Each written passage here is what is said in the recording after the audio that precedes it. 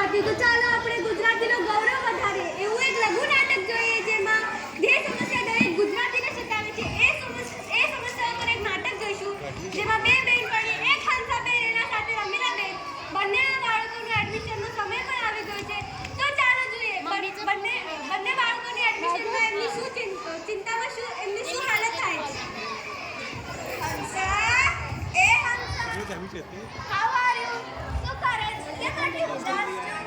આવ રમીલા બેસ કેમ એટલી ઉદાસ છો? દીકરા ભાવેશના એડમિશનનું ટેન્શન છે. મને પણ મારા આર્યનના એડમિશનનું ટેન્શન છે. સમજાતું નથી કઈ સ્કૂલમાં ખરેખર પતિ શોધવા કરતા તો બાળક માટે સ્કૂલ શોધવી અઘરી છે. હવે આ પાછું નવું આવ્યું છે સીબીઆઈ આઈસીઆઈસીઆઈ કહે છે કે સારું છે. અરે સીબીઆઈ નહીં સીબીએસઈ. સીબીઆઈ એટલે સેન્ટ્રલ બ્યુરો ઓફ ઇન્વેસ્ટિગેશન અને આઈસીઆઈસીઆઈ નહીં આઈસીએસઈ. આઈસીઆઈસીઆઈ એટલો બેંક છે. મારી બાજુવાળીના દીકરો વહેલા જાય છે કહે છે કે ઇન્ટરનેશનલ છે. જો જેને બાળક વિદેશ મોકલવું હોય ને એમના માટે સારું છે પણ મારે તો એક જ દીકરો છે. હું એને ક્યાંય નથી મોકલવાની અને ફીસ પણ કેટલી છે 1 વર્ષથી લાખ રૂપિયા. સ્કૂલવાળા ગેરંટી આપે કે દીકરો મોટો થઈ ડોક્ટર એન્જિનિયર બને તો ખર્ચો કરી નાખીએ. એવી ગેરંટી તો કોઈ ના આપે. એનો એડમિશન કઈ સ્કૂલમાં લેવડાવવાની છું? હું તો એનું એડમિશન મહારાષ્ટ્ર સેકન્ડરી એજ્યુકેશન બોર્ડમાં જ લેવડાવવાની છું. જો વાલી થોડું ધ્યાન આપે તો ગુજરાતી માધ્યમના બાળકો પણ સરસ અંગ્રેજી બોલી શકે છે. અને તને ખબર છે ગુજરાતી માધ્યમમાં ભણવાનો ફાયદો એ છે કે જ્ઞાન અને સમજણ બંને મેળવે છે અને આપણો વારસો પણ સચવાય છે. બાળકના એડમિશન લેતા પહેલા ગુજરાતી માધ્યમની મુલાકાત લેવી જ જોઈએ. શું બોલે છે? ગુજરાતી માધ્યમ? આજુબાજુમાં તો ભણ્યા ગાંઠ્યા છોકરા ગુજરાતી માધ્યમમાં જ જાય છે. ગુજરાતી થઈને ગુજરાતી ભાષા ઉપર આપણને ગર્વ હોવું જોઈએ. મારી બિલ્ડિંગમાં તો મોટા ભાગના બાળકો ઇન્ટરનેશનલ સ્કૂલોમાં જ જાય છે. એટલે તને દેખાદેખીમાં જ એડમિશન લેવું છે. તને જે લાગે પણ આજના સમયમાં તો ગુજરાતી માધ્યમ પછાત ગણાય. એવું હું નથી માનતી. મને એવું લાગે છે કે ગુજરાતી માધ્યમ અથવા કોઈ પણ માતૃભાષામાં ભણવાનું શ્રેષ્ઠ ગણાય. કઈ રીતે? જો આપણા બાળકોને ગુજરાતી બોલતા અને સમજતા તો આવડે જ છે તો ગુજરાતી માધ્યમમાં જશે તો સહેલાઈથી ભણી શકશે અને એમ જ આપણે અંગ્રેજી માધ્યમમાં નાખશું તો એમને મુશ્કેલી પણ પડશે અને સમય પણ જશે. એમ જ આપણે ગુજરાતી માધ્યમમાં નાખશું તો જ્ઞાનનું આત્મસાર કરી શકશે. ના ગુજરાતી માધ્યમમાં ભણશે તો આગળ જઈને કોલેજમાં તકલીફ તો પડશે ત્યાં તો બધું અંગ્રેજીમાં જ હોય છે. જો પહેલા ધોરણથી 10મા ધોરણ સુધી આપણા પાસે 10 વર્ષ હશે એમાં આપણે આપણા બાળકોને અંગ્રેજી ન શીખવી શકીએ. અને તને ખબર છે ચાઇનામાં તો અંગ્રેજીનો નહીવત જેવો ઉપયોગ થાય છે તો પણ ત્યાંના લોકો સૌથી આગળ છે.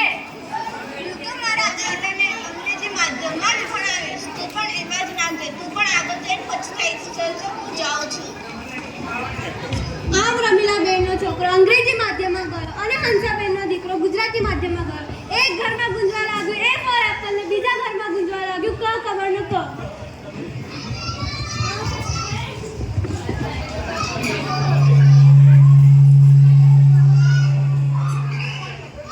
मम्मी आपको कल स्कूल में बुलाया है.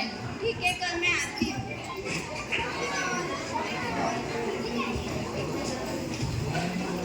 सर आपने मुझे बुलाया? हाँ मैंने ही आपको बोला. आपका बेटा आर्यन इंग्लिश नहीं समझता.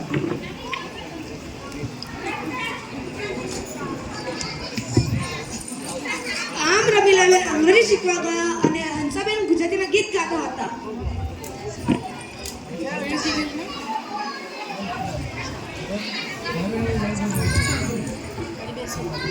Jack and Jill went up the hill to feed a pail of water. અરે આનો અર્થ શું હશે? અરે આર્યન આ જેક એન્ડ જીલ નો અર્થ શું હશે? મને નથી ખબર. અમે તો ગાયા જ કરતા હતા. સાંભળ હું શાકભાજી લેવા જાઉં છું. રમીલાબેનની આ હાલત હતી તો હંસાબેન ગુજરાતી ગીત ગાતા હતા. હંસાબેન ભાવેશ સાથે ગુજરાતી ગુજરાતી ગીત ગાય છે.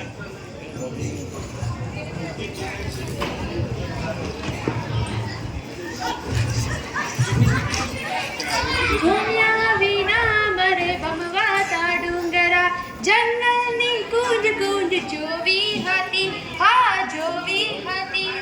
મમ્મી આનું અંગ્રેજીમાં શું થાય તે મને ખબર છે. અરે વાહ, તારી સ્કૂલમાં અંગ્રેજી પણ શીખવાડે છે? મારી સ્કૂલમાં તો સ્પોકન ઇંગ્લિશના એક્સ્ટ્રા ક્લાસીસ થાય છે અને સાથે સાથે તો મરાઠી અને હિન્દી તો શીખવા મળે છે.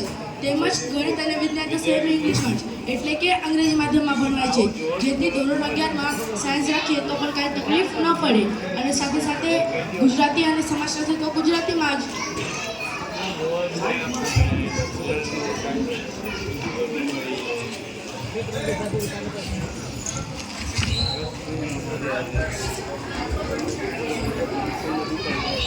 દીકરા, આ થેલી પેલા રૂમમાં મૂકી દે ને.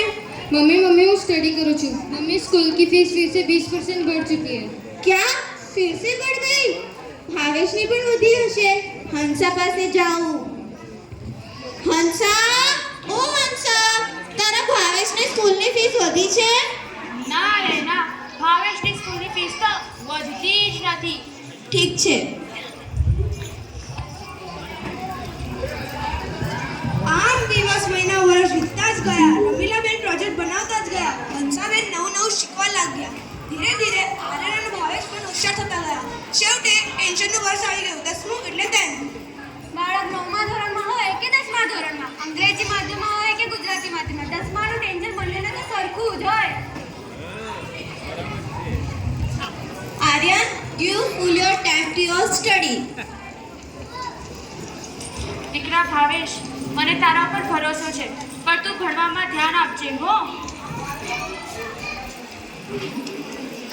ટેન્શન ટેન્શન ટેન્શન, ચારે તરફ ટેન્શન. રિઝલ્ટની ટેન્શન, એડમિશનની ટેન્શન, સારી કોલેજ મળી ટેન્શન. બધા ટેન્શન વચ્ચે 10માની પરીક્ષા પણ આવી ગઈ અને રિઝલ્ટ પણ આવી ગયું. Mummy mummy result. અરે વાહ, 78%. હંસા પાસે જાઓ. હંસા, ઓ હંસા, શું થયું? બહુ ખુશ લાગે છે ને? મારા આર્યને 78% મળ્યા છે. અરે વાહ, લે મું મીઠું કર ને ચોકલેટ ખા. તારા ભાવેશને કેટલા મળ્યા? ઈ તો સ્કૂલમાં પહેલા આવ્યો છે, એને તો 96% મળ્યા છે. જો 3 ગુણ વધારે આવ્યા હોત તો પૂરા રાજ્યમાં પ્રથમ આવત. તું એનું એડમિશન ક્યાં લેવાની છું? હું તો એને ડોક્ટર બનાવવાની છું. ડોક્ટર બનાવીશ તો તારે સાયન્સ લેવડાવવું પડશે અને 11મી 12મીમાં તો ખર્ચો તો થવાનો જ છે. જો એની school fees, tuition fees, travelling fees, project fees આ બધું જ બચી ગયું. વ્યાજ સાથે 15 થી 20 લાખ રૂપિયા જમા થઈ ગયા છે. ના ના મમ્મી, હું ડૉક્ટર બની શકું એટલી ક્ષમતા તો મારી જ છે જ, પરંતુ મારે આર્ટ્સ રાખીને પોલિટિકલ સાયન્સનો વિષય ભણવો છે અને અત્યારથી જ સમાજ સેવામાં જોડાવું છે અને રાજકારણમાં જવું છે.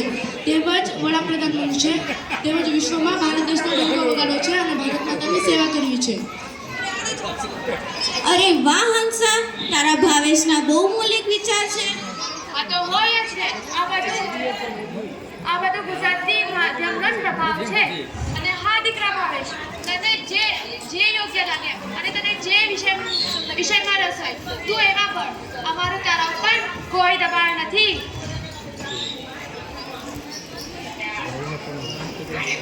Let's go mummy. હવે આપણને એડમિશન લેવા માટે લાઈનમાં ભરવું પડશે, નહીં તો આપણને એડમિશન નહીં મળે તો પછી હું એન્જિનિયર કેવી રીતના બનીશ? આમ તો આ ઘટના કાલ્પનિક છે, પરંતુ આવું ઘણું બનતું હોય છે. અમે એમ નથી કહેતા કે અંગ્રેજી ભાષા ખરાબ છે, પરંતુ ભણતર તો માતૃભાષામાં જ થવું જોઈએ. હવે ગુજરાતી માધ્યમમાં પણ અંગ્રેજી સરસ ભણાવવામાં આવે છે. જો વાલી થોડું ધ્યાન આપે તો ગુજરાતી માધ્યમનો બાળક પણ અંગ્રેજી બોલી શકે છે. ગુજરાતી માધ્યમ ભણવાનો એ ફાયદો છે કે જ્ઞાન સાથે સમજણ બંને મળે છે. અને હા, આપણો વારસો પણ સચ્ચા રહ્યો. એકવાર બાળકનું એડમિશન લેતા પહેલાં જરૂર ગુજરાતી શાળાની મુલાકાત લેવી જ જોઈએ. બાકી તો તમે સમજદાર છો જ. એક એક્સટેન્શન બોર્ડ